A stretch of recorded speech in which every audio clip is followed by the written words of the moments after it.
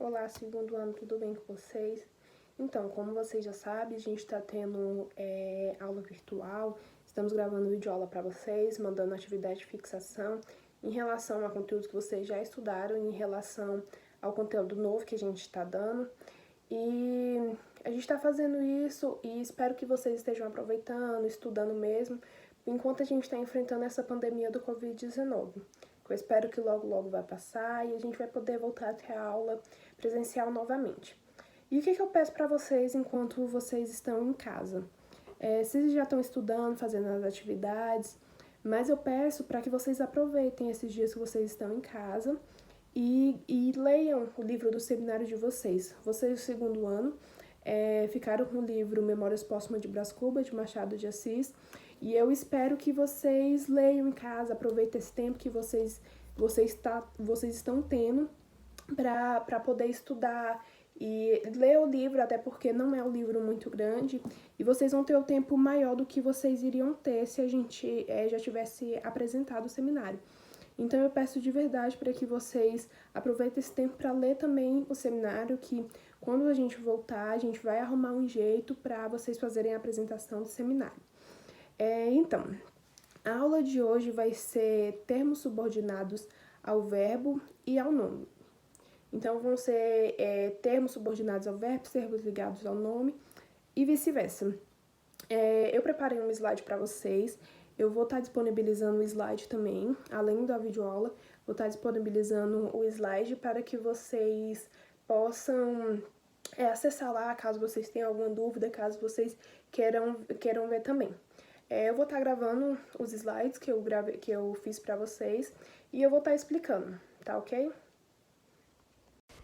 Então, como eu falei para vocês, a gente vai estudar os termos subordinados ao verbo e termos ligados ao nome. Primeiramente, a gente vai estar entrando em termos subordinados ao verbo. Termos subordinados ao verbo consistem em 4 termos. Qual é o primeiro? O adjunto adverbial. Ele é ligado ao verbo, adjetivo, advérbio para indicar uma circunstância ou tempo. Pode ser uma circunstância de lugar, igual eu coloquei no exemplo aí. Na escola fala-se pouco sobre o que as crianças pensam espontaneamente. Vai ser uma circunstância de lugar por quê? Porque o na escola está ligado a uma circunstância de lugar. Então, o verbo fala-se vai estar ligado ao quê? Fala-se pouco aonde? Na escola. Então, ele vai estar ligado a uma circunstância de lugar. Depois de refletir, uma pessoa ergueu a mão. É uma circunstância de tempo. De tempo por quê? Porque vem depois. Depois é uma circunstância de tempo. Então, depois ele entra como advérbio de tempo porque ele está relacionando ao tempo. Da mesma forma, eu poderia falar bem assim, eu não trouxe o livro de português hoje.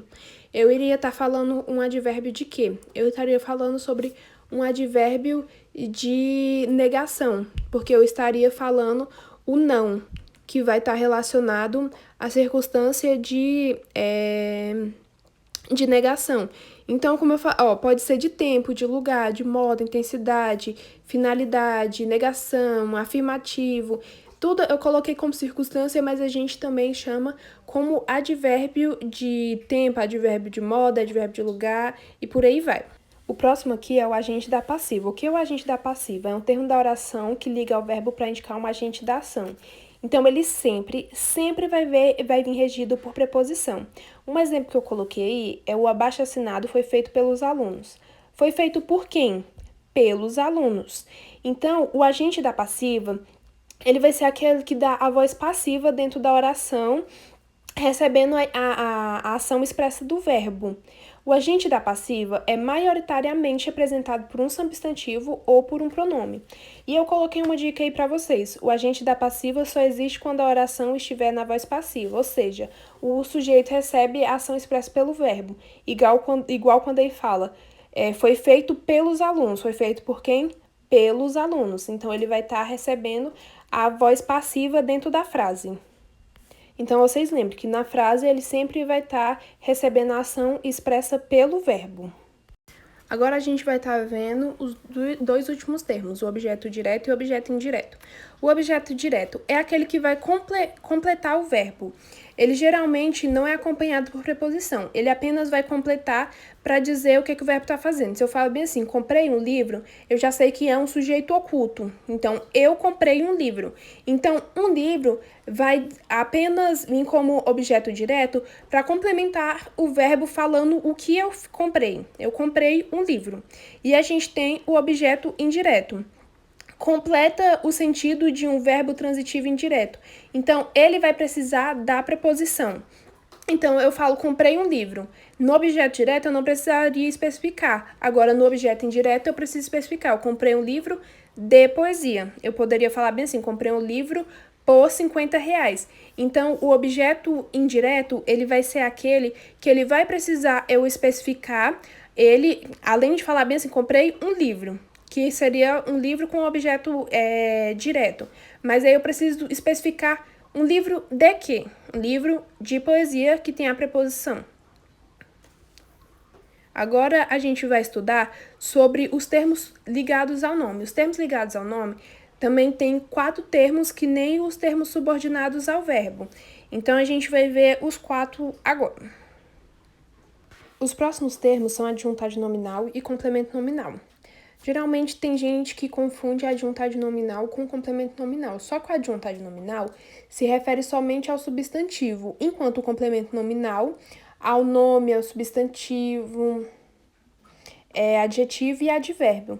A melhor forma de afastar a dúvida quando se tem um termo de adjuntado nominal ou complemento nominal é através do sentido ativo ou passivo que a frase carrega.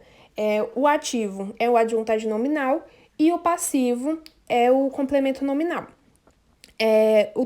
O adjuntado nominal é aquilo que é acessório. Não tem necessidade de eu colocar, mas eu vou colocar. Não tem necessidade de eu colocar um brinco, colocar uma tiara, colocar uma pulseira. Não tem necessidade, mas eu vou colocar para ser uma adjuntado nominal da minha frase. Um exemplo é: estimule a criatividade de seus alunos. Neste Natal, eu vou usar o pronome neste para fazer uma ligação na frase. Então, eu vou fazer um adjuntado nominal ligando o neste Natal para a frase. Então, com a frase. Então, a gente vai ter o pronome neste. O complemento nominal, ele exige com complementação de algum nome, substantivo, adjetivo ou advérbio. E ele geralmente vai vir regido por preposição. Dificilmente você vai ver alguma frase onde ele não é regido por preposição. Eu posso usar outras frases, como se eu falar bem assim: detesto a demora do ônibus. Do ônibus é o complemento nominal. Eu falei em relação ao sentido passivo e o sentido ativo, que foi mais uma dica para poder diferenciar o adjuntado nominal do complemento nominal.